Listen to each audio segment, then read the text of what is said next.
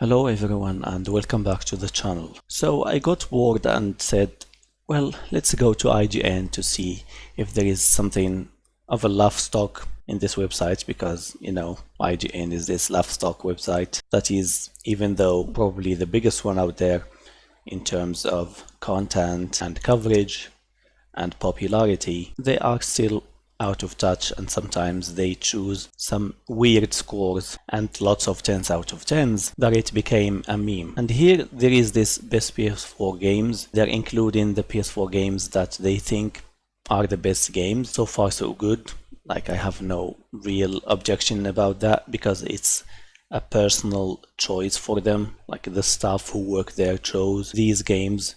You will notice some games like The Last Guardian and Gran Turismo totally absent from this list, probably because the people who work at IGN didn't play them or didn't really enjoy them. These games aren't PS4 exclusives.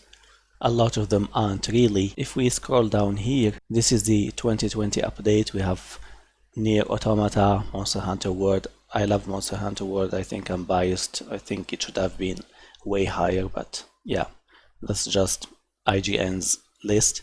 Apex Legends, Yakuza 0, and then you scroll down, you find some pretty popular games out there, Ratchet and Clank, and then we have Uncharted 4, A Thief's End at number 15, and Ghost of Tsushima at number 12. Yeah, because IGN didn't like the game, even though they gave it a 9. And then we have Red Dead Redemption at 11, and Uncharted Lost Legacy at 10th place. And I was like, hold on a second, wow, Uncharted Lost Legacy in the 10th place? So I'm not going to speak about this decision from a perspective of personal opinion, like my personal opinion, but let's just take the reviews from IGN itself.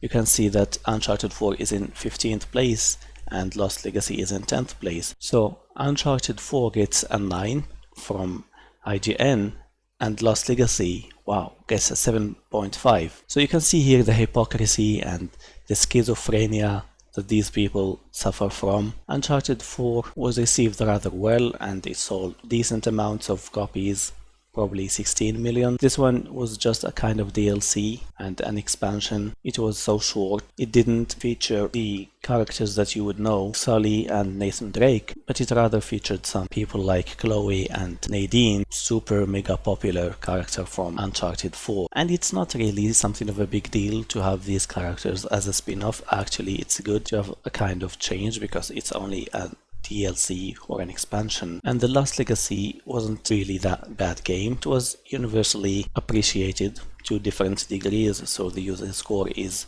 7.9 and the meta score is 84, so yeah, it's the same. There isn't this big discrepancy between meta score and user score, but as you can see, Lost Legacy got 7.5 out of 10 from IGN themselves, whereas Uncharted 4 got a 9. So what is the logic here? Spoiler alert, there isn't any kind of logic at all with these people. I went to IGN and found laughing stock again, so I'm not really disappointed. And then if you scroll down, you'll find some games like Control, Spider-Man, Horizon Zero Dawn, GTA, Persona is 5th, Witcher is 4th, Bloodborne is also a very excellent game, and then Last of Us Part 2 is put in the 2nd place because even if you dare criticize characters like Abby, you will get banned from Twitch, just like what happened with one of those Twitch streamers, unintentionally misgendered Abby. She thought that Abby is a trans. Turns out Abby isn't a trans, and they gave that Twitch streamer a ban of 2 weeks, and then she apologized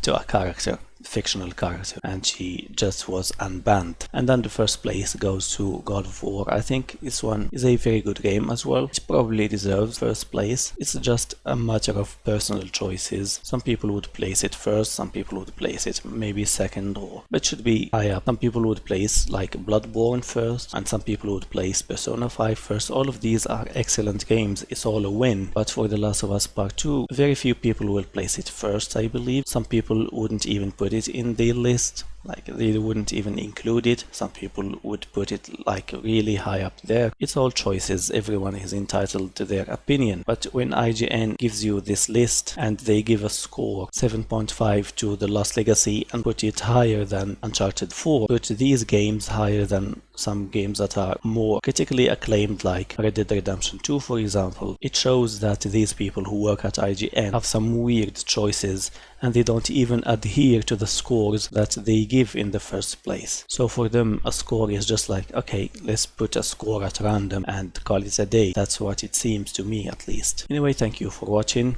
If you enjoyed, please leave a thumbs up and subscribe for more. Tell us probably your best 5 games or 10 games of the PS4 in the comment section down below, and I will talk to you again soon. Have a good one.